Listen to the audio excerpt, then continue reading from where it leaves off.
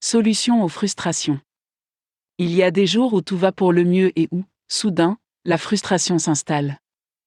Il peut s'agir d'un appel téléphonique ennuyeux concernant la souscription d'une assurance maladie alors que Jean est déjà ou d'une facture qui dit être en retard alors que j'ai le chèque annulé ou le numéro de référence pour prouver qu'elle a été payée à temps ou en avance. La plupart du temps, ma frustration provient des idiosyncrasies de l'Internet et ou de mon ordinateur portable.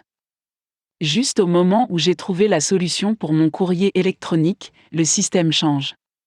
Par exemple, j'avais l'habitude de stocker bien plus de 1000 courriels dans ma boîte de réception. J'utilisais cet arriéré pour suivre les réservations et d'autres communications. Puis est arrivée la mise à niveau, qui me limite désormais à 35. Eh bien, quand je réfléchis, je déplace maintenant les courriels essentiels dans des dossiers, mais parfois j'oublie ou je suis inondé de courriels indésirables qui remplissent ma boîte et poussent mes courriels importants dans le cyberespace. Bien que le technicien m'assure qu'ils sont juste là, il suffit de cliquer, je n'ai pas trouvé cela vrai. Une autre nouvelle fonctionnalité spéciale est le téléchargement d'un fichier. Avant, je pouvais cliquer directement sur l'email et voilà. Le document, l'article ou la photo apparaissait automatiquement à l'écran. Aujourd'hui, lorsque je clique sur le téléchargement, celui-ci s'envole et se retrouve dans mon dossier de téléchargement. Je sais qu'il est là, mais je dois souvent chercher, ouvrir, fermer et chercher encore pour trouver un téléchargement particulier. Pourquoi, me direz-vous?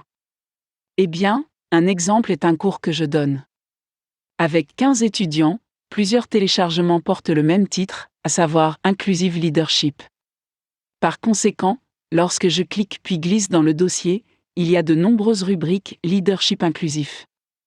Je clique donc sur l'une d'elles, la télécharge, l'imprime, la lis et la corrige, puis 11 autres apparaissent, pas nécessairement dans un ordre discernable. Je clique et marmonne, déjà lu ça. Je clique et marmonne, j'ai déjà imprimé ça. Je clique et je maudis. Je pense que vous voyez le tableau. Autrefois, il y a quelques mois à peine, elle s'ouvrait et je pouvais lire enregistré imprimé en un instant. Maintenant, mes poils de frustration se dressent sur la faim. Je fais aussi beaucoup d'éditions pour plusieurs auteurs. Imaginez que je reçoive un document, que je le modifie et l'enrichisse, et que je l'envoie pour qu'on me dise « mauvais document ». J'en essaie alors un autre, et parfois un autre, et parfois un autre, jusqu'à ce que j'ai lu et relu un article 20 fois, mais que ce ne soit jamais le bon. Pourquoi, me direz-vous?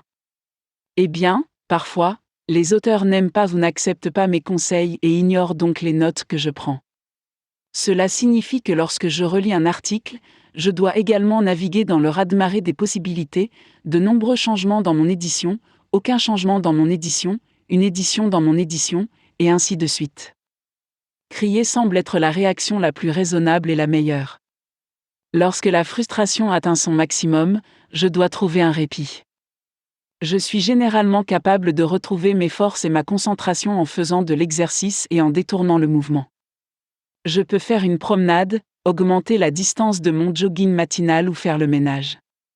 Les toilettes sont une distraction particulièrement agréable, car toute frustration disparaît à l'idée de cette tâche pénible. Parfois, je reviens aussi à la nourriture. Même si je m'efforce de choisir des collations et des repas nutritifs, il m'arrive d'être tellement distraite et désemparée que seul le chocolat fait l'affaire. Le chocolat noir, riche, crémeux et délicieux est un remède et un délice. Je le recommande pour toute frustration. Et bien sûr, si vous en abusez, vous pouvez aussi courir.